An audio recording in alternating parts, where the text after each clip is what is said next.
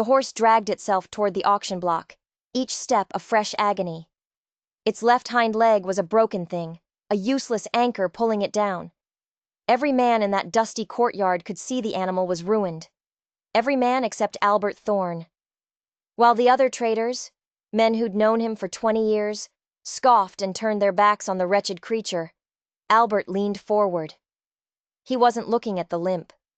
He was looking at the lines of the animal, the power coiled in its shoulders, hidden beneath the pain. The auctioneer, his face flushed with shame, started the bidding at $5. The silence was louder than a gunshot. He dropped it to 4. Nothing. The crowd started to chuckle, a low, cruel sound that filled the air. $3. 2. 1. Albert's hand shot into the air like a firework. A wave of snickers rolled through the crowd. Everyone knew a lame horse wasn't a bargain, even for $1. It was a money pit. Months of feed, vet bills, stable space, all for an animal that could never earn its keep. But Albert had seen something else. He'd seen the way the horse shifted its weight, a subtle, desperate ballet of compensation. And what he was about to uncover about that limp would prove that the greatest treasures are often disguised as the costliest mistakes. Albert rose from his chair, the sound of laughter following him like a swarm of angry bees. His oldest rival, David Whitmore, a man whose heart was as small as his wallet was fat, shook his head in theatrical disgust. "Albert, you've finally gone and lost your mind," David boomed, making sure the entire courtyard heard him. "That animal ain't worth the rope to hang it with." Martha Holloway, the owner of the town tavern, watched from her doorway, her arms crossed. She saw Albert walk, straight and proud, toward the auction platform, the jeers of the crowd washing over him like water. The horse stood there on 3 legs, trembling, its coat a dull, matted mess. Levi Caldwell, the rancher who'd brought the horse in, stumbled out from behind the auction block, his face flooded with a desperate relief. He'd been trying to unload this burden for weeks, watching it eat his feed, a living monument to his bad luck. "You sure about this, Albert?" Levi asked, though a flicker of hope shone in his tired eyes. "Doc said that leg might never heal right." Albert didn't answer. He approached the horse, slow and steady, his hand outstretched. The animal flinched, a lifetime of mistrust in that one small movement. But then, it let Albert touch its muzzle. Albert ran his hands over the horse's neck, its shoulders, feeling the architecture of the animal beneath the neglect. The bone structure was magnificent, a frame built for lightning speed, a cruel joke given its current state. He felt the spine, the muscles still hard and strong despite everything. But the most telling thing, the thing that had made his hand shoot up, was the way it held its weight. It favored the leg, yes, but in a strange, unnatural way. It wasn't the posture of a permanently broken animal. It was the posture of an animal fighting against a constant, artificial pain. Albert knelt in the dust, the crowds murmuring a distant hum. He lifted the hoof of the injured leg, his touch gentle. What he saw made his breath catch in his throat. The horseshoe wasn't just old or poorly fitted. It was a masterpiece of deliberate cruelty. It was the wrong shape, bent at an angle so precise it could only have been done on purpose, forcing the hoof into a position that would cause crippling pain with every single step. This wasn't a medical problem. This was a trap. This was a cage made of iron, and Albert had just bought the key for $1. He stood up, his face a mask of cold fury. He handed Levi the dollar coin, the metal warm from his hand. The transaction was done, a single coin to seal a deal that would unravel a story far darker than a simple limp. Levi, seeing only the relief of a burden lifted, started talking. He said he'd bought the horse from a traveling trader, a shady character who claimed he'd found the animal running wild during a storm, abandoned by its owner. The story was thin, but Albert wasn't listening to the words anymore. He was listening to the secret the horse had just told him. Someone had wanted this magnificent animal to look worthless. Someone had gone to great lengths to disguise its power, to hide it in plain sight. And Albert Thorne was about to find out why. He led the horse away, the laughter of David Whitmore and the others fading behind him. They thought he'd bought a broken horse. He knew he'd just bought a mystery, and the first clue was nailed to its hoof. 6 weeks. For 6 long weeks, the makeshift stable behind Martha's tavern became Albert's entire world. He'd named the horse Ranger, for the watchful, intelligent way his eyes followed every movement. Progress was slow, agonizingly so. Albert had commissioned a new set of shoes, perfectly balanced, and the horse's gait was improving. But the limp remained, a ghost of the pain it had endured. The muscles had been compensating for so long they had forgotten how to walk correctly. It was like teaching a man to write with his left hand after his right had been broken. Every morning, before the sun even thought about rising, Albert was there. Mucking out the stall, measuring out the feed, and then the exercises. Gentle, patient movements designed to coax the muscles back into their proper roles. The dollar he'd spent had multiplied into a small fortune of feed, blacksmith bills, and something he hadn't counted on: time. Hours and hours of his life, poured into this one stubborn animal. Martha would bring him coffee in the morning, watching him work. "How's he coming along?" she'd ask, her voice soft. "Better every day," Albert would say, running a hand along Ranger's neck, feeling the new muscle building there. "The new shoes are helping, but his mind has to heal too. He's still afraid of the pain." Of course, David Whitmore couldn't resist stopping by to gloat. He'd appear in the courtyard, a smug look on his face. "Albert, how much money have you poured into that lame beast now? You could have bought 3 strong horses for what you've spent on this charity case." Albert just kept brushing Ranger's coat, which was now starting to gleam with a healthy shine. "Some things aren't about immediate profit, David. This horse has good bones, a good heart. He just needed someone to see past the problem." But even Albert was starting to have his doubts. The limp was persistent, and the costs were mounting. He had grown attached to the animal, more than he'd ever admit. Ranger's quiet intelligence had earned his respect. But respect didn't pay the bills. Then, one afternoon, during their exercises, something happened. For a fleeting second, Ranger forgot to be careful. He took a step, a pure, natural stride, and for that one moment, Albert saw it. A flash of explosive power, a grace so profound it stole his breath. His theory was right. This horse was a champion in disguise. The thought had barely settled in his mind when he felt a strange ridge under the horse's matted mane, high on the neck where no one would think to look. He worked his fingers through the coarse hair, his curiosity piqued. It wasn't a scar. It was a brand. But it wasn't a rancher's brand. It was a small, intricate symbol, something he'd never seen before. A serpent coiled around a dagger. He traced the lines, a cold feeling creeping up his spine. This was no ordinary mark of ownership. This was something else, something secret. That evening, he sketched the symbol on a napkin and showed it to Martha. She took one look, and the friendly warmth in her eyes vanished, replaced by a shadow of fear. "Albert," she said, her voice barely a whisper, "where did you see this?" He told her about the horse. She leaned closer, her voice low and urgent. "That's the mark of the Blackwater gang. They're not just horse thieves, Albert. They're monsters. They specialize in stealing high-value horses and disguising them, selling them off cheap to unsuspecting fools. But they never let their property go for good." A chill ran down Albert's spine. The deliberately cruel horseshoe, the hidden brand. It was all starting to make a horrifying kind of sense. "Be careful," Martha warned, her hand gripping his arm. "If they find out you have that horse, they won't just ask for it back." The next day, 2 strangers rode into town.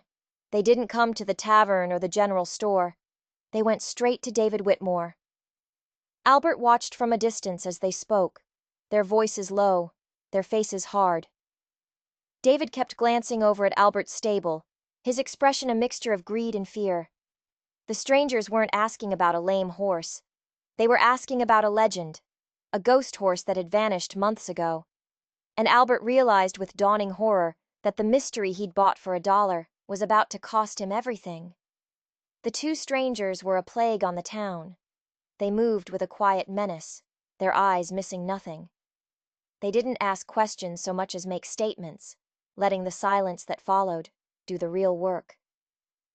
They spoke to David Whitmore again, this time in the alley behind the blacksmith's shop. Albert saw David hand them a small pouch of coins, his hand shaking. The men pocketed the money without a word, and then stared directly at Albert's stable for a long, unnerving moment before melting back into the shadows. The trap was closing. David, sniffing a profit and terrified of the alternative, was feeding them information. Albert knew he was running out of time. The Blackwater gang didn't just want their horse back. They wanted to silence anyone who knew it existed. That evening, as Albert was locking up the stable, one of the men appeared out of the dusk. He moved like smoke, silent and sudden. "That's a fine-looking animal you got there," the man said, his voice like gravel. He wasn't looking at Ranger's leg. He was looking at his powerful chest, his intelligent eyes. "Looks a lot like a horse a friend of mine lost." Albert's hand tightened on the pitchfork he was holding.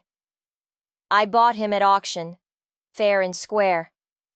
The man smiled, a cold, predatory thing. "Things have a way of getting lost out here. People too.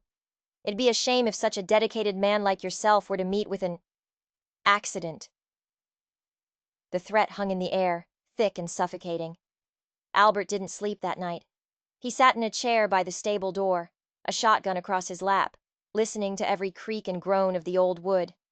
He wasn't just protecting a horse anymore. He was protecting a secret. The next morning, as the sun cast long shadows across the courtyard, a figure appeared at the entrance. It was a young woman, her dress stained with the dust of a long journey, her face etched with a grief so profound it seemed to have carved itself into her bones. She walked with a weary purpose, scanning the town as if looking for something she wasn't sure she'd find. Then she saw Ranger. She stopped dead. Her hand flew to her mouth, and a choked sob escaped her lips. Recognition dawned in her eyes, a blazing light of impossible hope.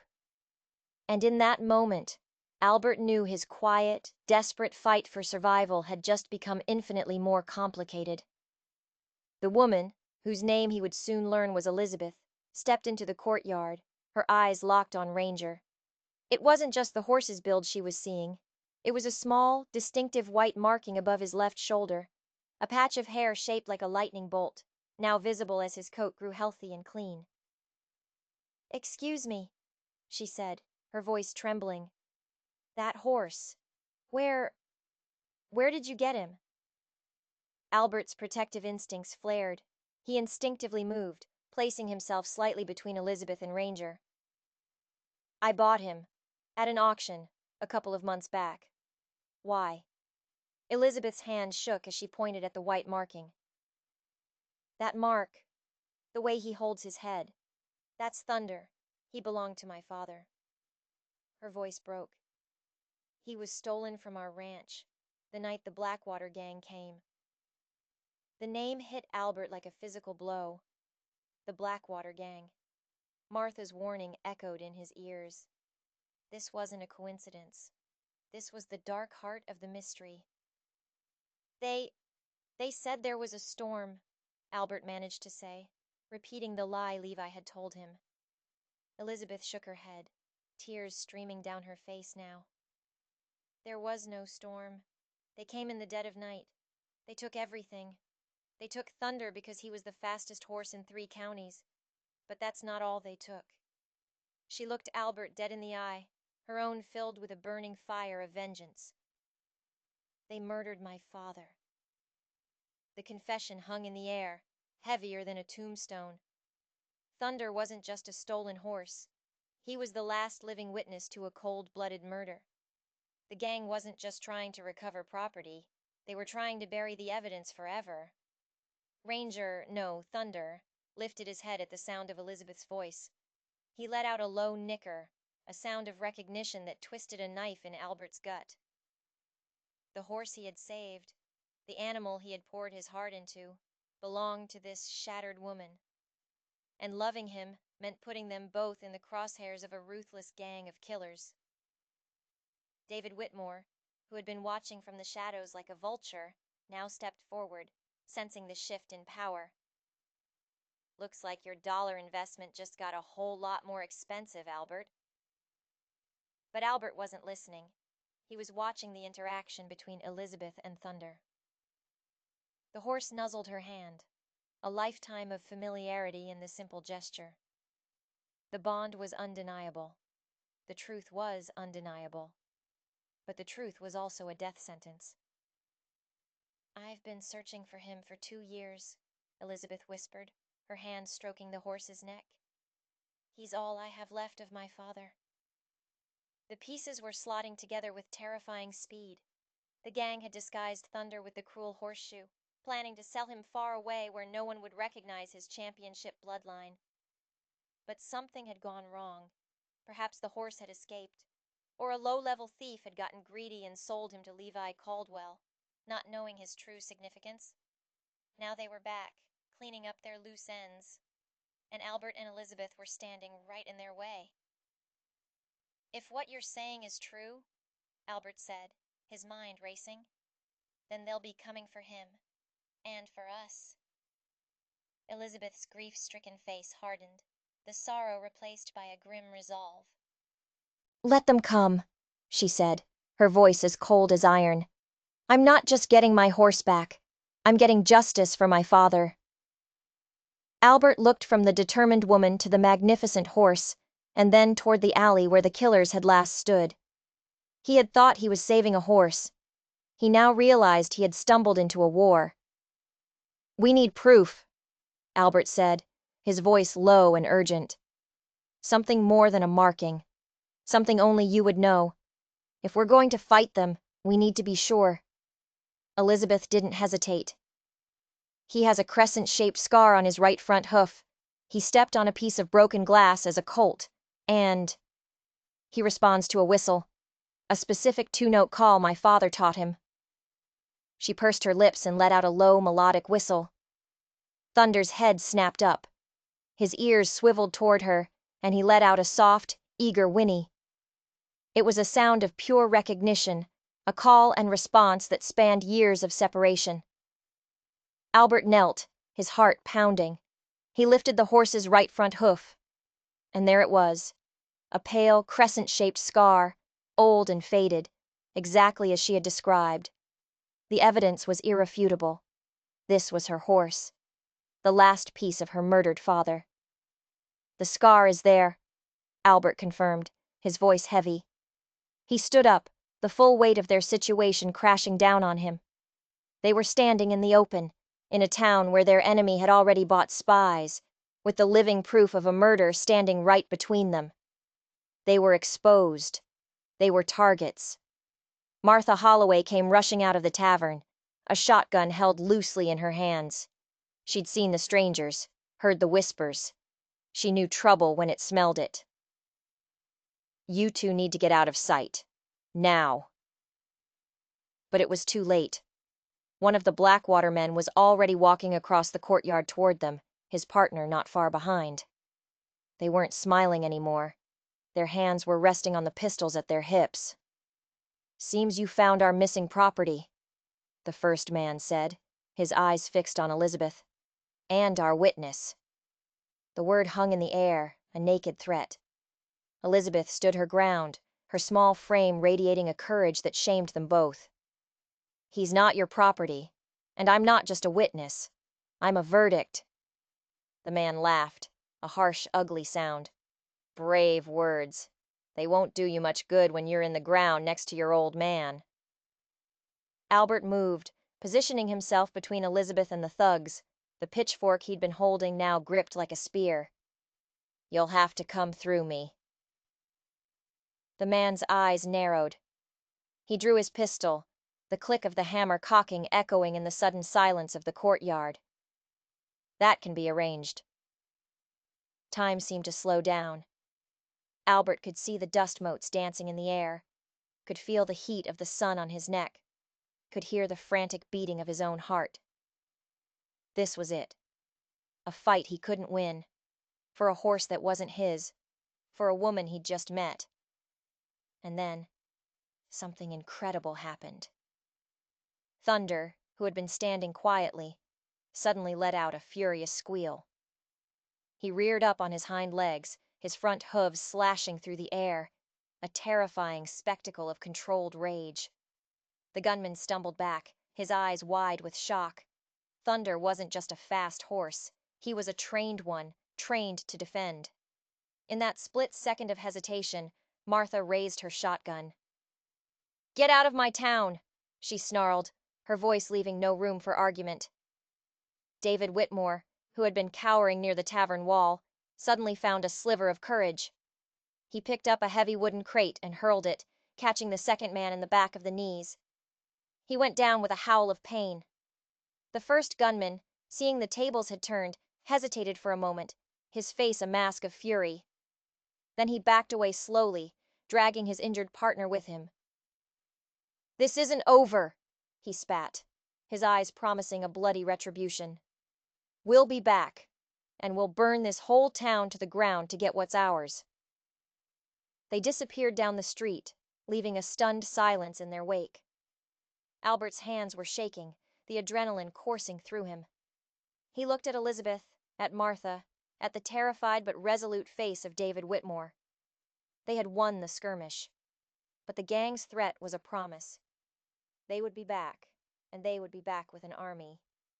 They were no longer just trying to silence a witness. Now they were coming for revenge. The immediate danger had passed, but the threat lingered over the town like a black cloud. They gathered inside Martha's tavern, the doors barred, the windows shuttered.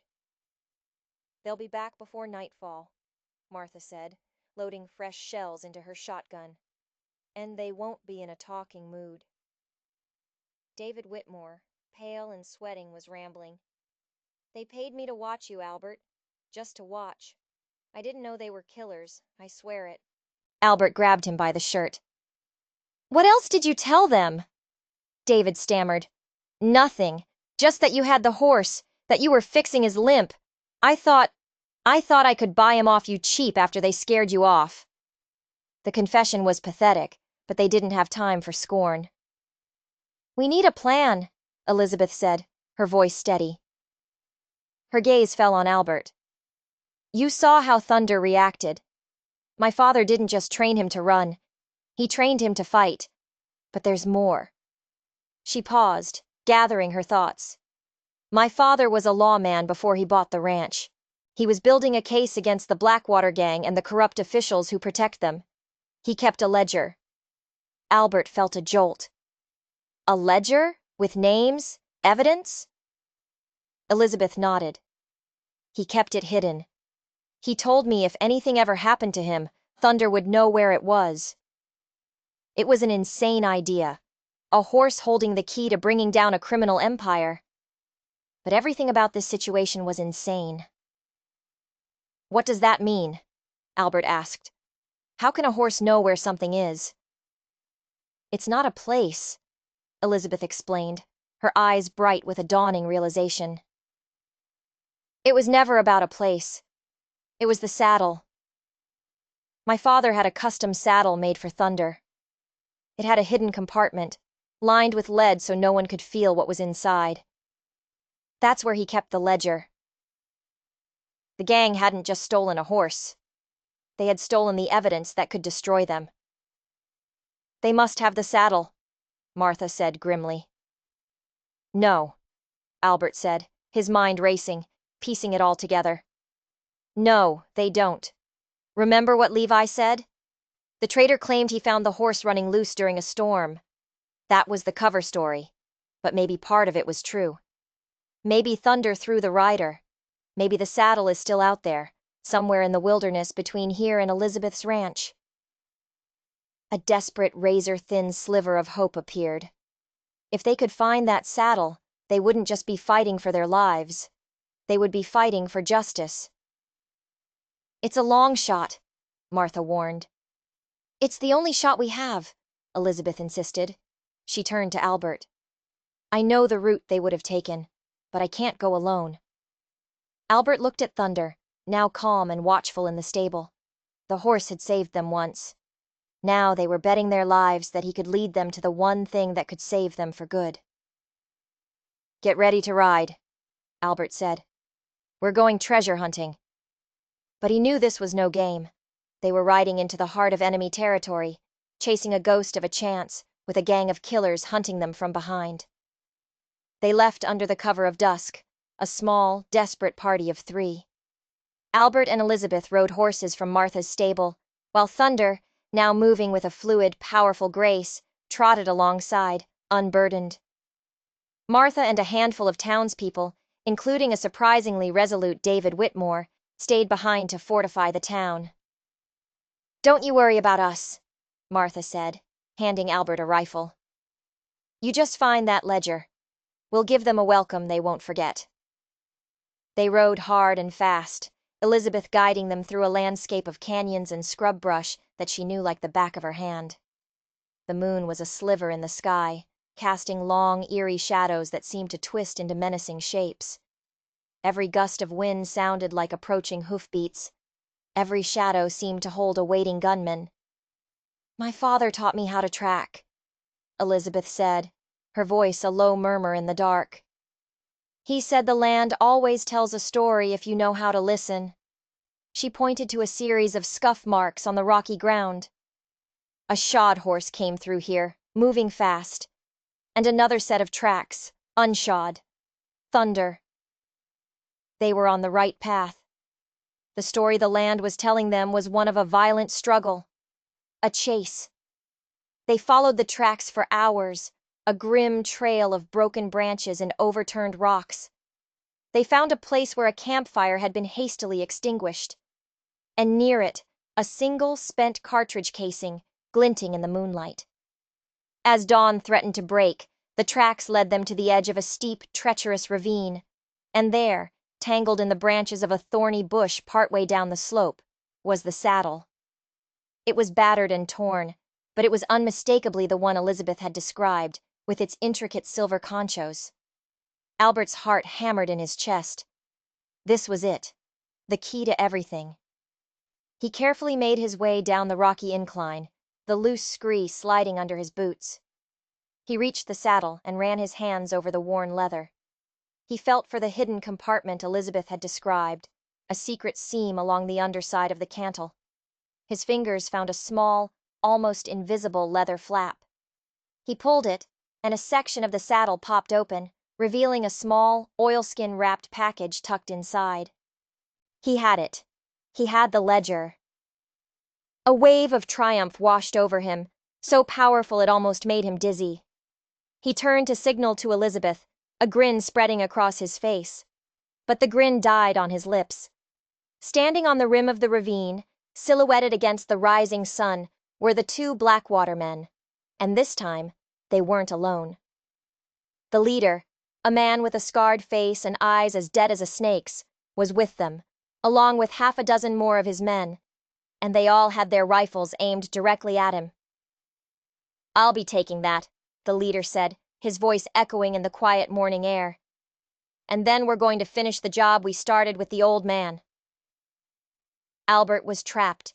He was halfway down a ravine, holding the one thing the Blackwater gang would kill for, with 8 rifles aimed at his heart. Elizabeth was on the rim above, unarmed and exposed. He looked at the oilskin package in his hand. It was heavier than he expected, heavy with the weight of names, dates, and crimes. Heavy with the weight of Elizabeth's father's life. He had one, impossible choice. Give it to them and pray they let them live, or die right here, taking the secret with him. The gang leader, a man they called Silas, smiled cruelly.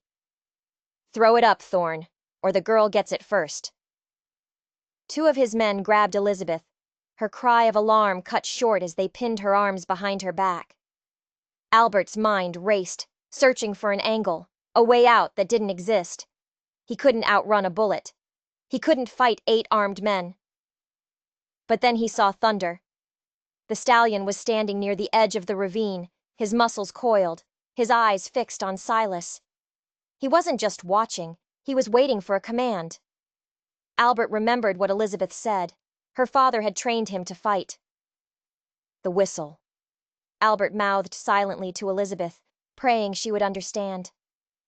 Her eyes widened for a fraction of a second. It was a desperate gamble. "Last chance, Thorn!"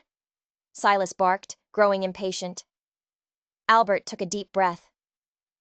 "All right," he shouted, his voice echoing. "You win!" He made a show of tossing the ledger up the slope.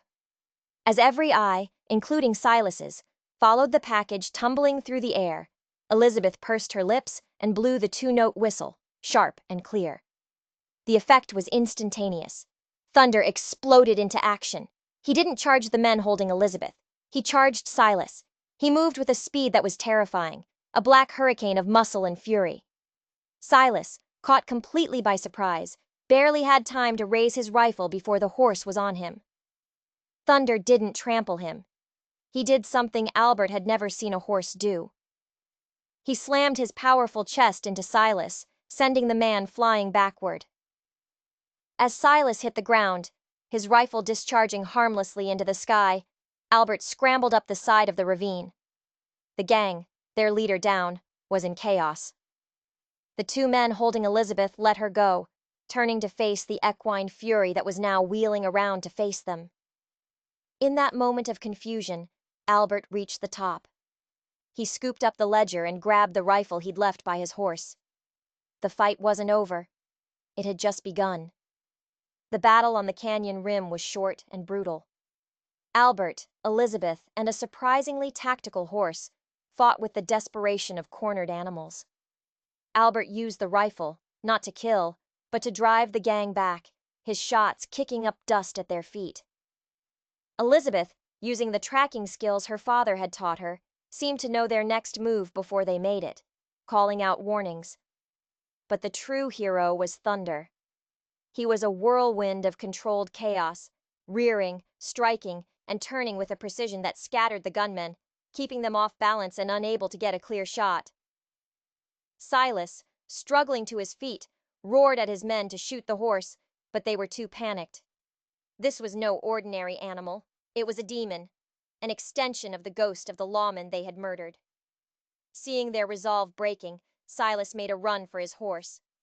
Albert leveled the rifle at him. "It's over, Silas."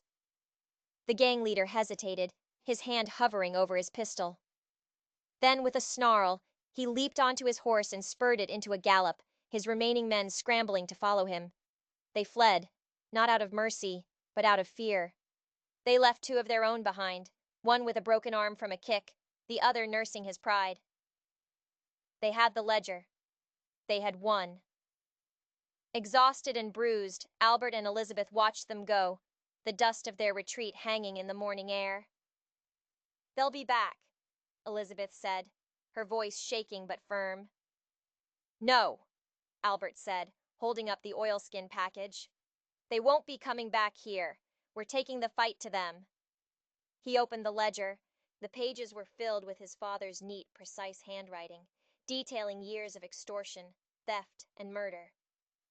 And at the very top of the list of corrupt officials taking bribes was a name that made Albert's blood run cold.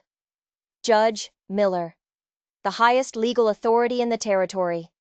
They weren't just fighting a gang anymore. They were fighting the law itself. The ride back was tense. They knew Silas wouldn't just retreat. He'd be regrouping, planning his revenge.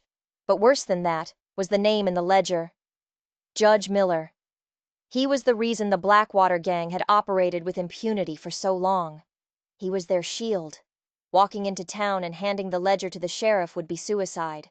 The book would disappear, and so would they. They needed a different kind of plan.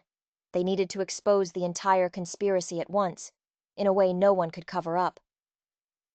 As they approached the town, they saw smoke on the horizon, a thick black plume rising into the sky. Their hearts sank. "They didn't wait," Elizabeth whispered in horror. They spurred their horses, fear giving them speed.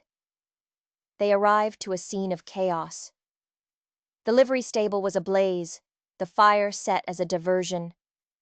While most of the townspeople were fighting the flames, a handful of Blackwater men were trying to storm Martha's tavern. But Martha and her small band of defenders were holding them off. Gunshots echoed through the streets. David Whitmore, his face black with soot, was reloading rifles for Martha like a seasoned soldier. He had chosen his side. Albert and Elizabeth charged into the fray, their sudden arrival from behind scattering the attackers. Thunder, seeming to relish the fight, moved like a living weapon, his presence alone causing panic. The gang, caught between the fortified tavern and the mounted fury of Albert and Thunder, broke and ran. They had failed to take the town, but it was a hollow victory. The livery was a smoldering ruin, and they knew Silas's main force was still out there. They gathered again in the tavern, the smell of smoke clinging to them. "We can't win a siege," Martha said, her face grim. "They'll pick us off one by one." "Then we don't let it become a siege," Albert said, slapping the ledger down on the table. "We end it. Tonight." His plan was audacious, bordering on insane. The territorial governor was scheduled to pass through the nearby town of Silver Creek the next day. Judge Miller would be there to meet him, a public display of law and order. "We're going to deliver this ledger directly to the governor," Albert announced, "in front of everyone, in front of Judge Miller." It was a suicide mission. Silver Creek was Miller's territory. The sheriff was in his pocket, the town crawling with Blackwater associates. Getting to the governor would be impossible. "How do you plan to get through all of them?" David Whitmore asked, his newfound bravery wavering. "We won't have to," Albert said, a cunning glint in his eye. He looked at Elizabeth. "Thunder is the fastest horse in 3 counties, right?" Elizabeth nodded. "Then he's our messenger." The plan unfolded with desperate speed. Elizabeth, using her father's knowledge of the area, mapped out a series of back trails and shortcuts to Silver Creek, a route only a horse with Thunder's speed and stamina could manage. They wrapped the ledger in a leather pouch and tied it securely to Thunder's saddle. He would have no rider. He would be faster alone. "He knows the way to the old mission just outside Silver Creek," Elizabeth explained. "My father and I went there often. He'll run straight there." Albert's role was the diversion. He would ride hard on the main road, drawing Silas and his men after him. He was the bait. "It's too dangerous," Elizabeth protested. "They'll kill you." "They'll try," Albert said, his face set. "But they'll be chasing the wrong man. The real prize will be miles away." It was a race against time, a multi-pronged gamble where every piece had to fall perfectly into place. As night fell, Albert mounted his horse. He took one last look at Elizabeth and the magnificent stallion who had brought them all together. "Be safe," Elizabeth whispered, her hand on his. "You too," Albert replied. Then he spurred his horse and galloped out of town, yelling and firing his pistol into the air, a deliberate, noisy target. Miles away, in the opposite direction, Elizabeth gave Thunder a final pat. "Go, boy, for father." The horse needed no other encouragement. He shot off into the darkness, a black arrow aimed at the heart of the conspiracy, carrying the hope of an entire territory on his back. Albert rode like a man possessed. He pushed his horse to its limit, the thunder of its hooves a drumbeat against the silent plains. He didn't have to wait long. He heard the shouts behind him, the baying of the pack as they took the bait. Silas and his men were coming, and they were coming for blood. The chase was a nightmare of flying gravel and echoing gunshots. Bullets whizzed past Albert's head, tearing through the air with angry hisses. He weaved through canyons, galloped across open flats, always staying just out of rifle range, a phantom they could see but never quite catch. He was leading them on a wild goose chase, buying Thunder precious time. Meanwhile, Thunder ran with a purpose Albert had only glimpsed before. This was not the joy of a free gallop. This was the grim determination of a messenger carrying a vital dispatch. He navigated the treacherous back trails with an uncanny intelligence, his hooves barely seeming to touch the ground. He leaped over fallen logs, scrambled up rocky inclines, a creature of pure speed and instinct. He was not just a horse, he was his master's legacy, his final command given form. In Silver Creek, Judge Miller was preparing to greet the governor. He stood on the steps of the courthouse, a pillar of false dignity, surrounded by men who looked more like thugs than deputies. He was confident. Silas was taking care of the problem. Any minute now, he expected a rider to arrive with news of Thorne's death and the recovery of the ledger. The governor's carriage was just pulling into the town square when a sound began to build in the distance. A faint, rhythmic drumming that grew louder and louder. It was the sound of a single horse, running faster than any horse had a right to run. Every head turned. A riderless horse, its coat black as midnight, burst into the town square. It was Thunder. He didn't slow. He galloped straight toward the courthouse steps, straight toward Judge Miller. The crowd gasped, people scrambling out of the way of the equine missile. Miller's deputies fumbled for their guns, but they were too slow. Thunder skidded to a halt directly in front of the judge, his sides heaving, his eyes wild. Strapped to his saddle was a leather pouch. Before Judge Miller could react, Elizabeth, who had ridden into town from a different direction, stepped out of the crowd. "That horse carries evidence of murder and corruption," she announced, her voice ringing with clarity and strength. "Evidence that implicates Judge Miller himself." The governor, a stern-faced man, stepped down from his carriage, his eyes narrowed. "What is the meaning of this?" Miller began to bluster, calling for his men to seize the horse, but it was too late.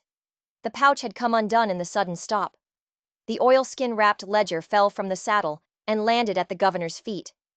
The governor bent down and picked it up. He unwrapped it and began to read. The crowd watched in stunned silence. Judge Miller's face went from red to ghostly white. He knew what was in that book. He made a desperate move, drawing a concealed pistol. "Nobody moves!" he shrieked. But just as he raised the gun, a shot rang out. Not from the deputies, but from the far end of the street. Silas and his men had arrived, drawn by the commotion, Albert hot on their heels. Seeing the ledger in the governor's hands, Silas realized the game was up. His only option was to shoot his way out. The town square erupted into a full-blown gunfight. The governor's own guards returned fire, while Albert, dismounting, provided cover for Elizabeth. In the chaos, Judge Miller tried to slip away, but Thunder blocked his path, rearing and striking, a loyal guardian to the very end. The battle was over almost as quickly as it began. The governor's guards were professional soldiers, and Silas's gang of thugs were no match for them. Silas was shot and captured, his reign of terror over. Judge Miller, cornered by a horse, threw down his pistol and surrendered, sobbing like a child. Albert and Elizabeth found each other in the smoke-filled square. They had done it. They had brought the truth to light. The governor walked over to them, the ledger in his hand. "It seems this territory owes you both a great debt," he said, his voice filled with respect. He looked at Thunder, who now stood peacefully beside Elizabeth. "And this magnificent animal, too." Justice had finally come. It had arrived on the back of a horse that a town full of experts had dismissed as worthless. In the weeks that followed, the territory was cleansed. The ledger led to the arrest of a dozen corrupt officials, and the Blackwater gang was completely dismantled. Elizabeth's father was hailed as a hero, a man who had given his life in the pursuit of justice. The governor saw to it that Elizabeth's ranch was returned to her, along with a sizable reward that would allow her to rebuild it better than ever. Albert became a local legend, the man who saw the heart of a champion inside a broken-down horse. David Whitmore, who had fought bravely to defend the town, was given a second chance, his testimony helping to convict the last of the gang members. He and Albert shook hands in the courtyard, their old rivalry replaced by a newfound respect. One sunny afternoon, Albert stood with Elizabeth on a hill overlooking her ranch.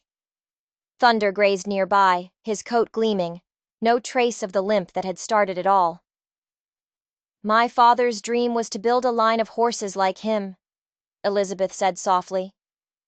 "Horses with speed, intelligence, and heart." She turned to Albert. "But I can't do it alone. I need a partner, someone who sees the value in things others overlook."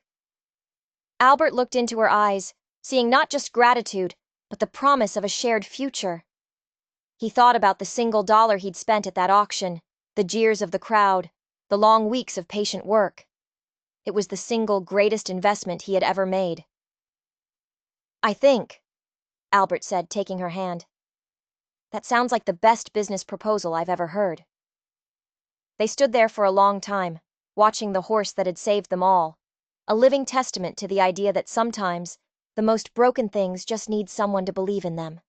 If you enjoyed this story, don't forget to like and subscribe for more tales of courage and unexpected heroes. And let us know in the comments, what's the most incredible thing you've ever seen an animal do? Your support helps us keep these stories alive.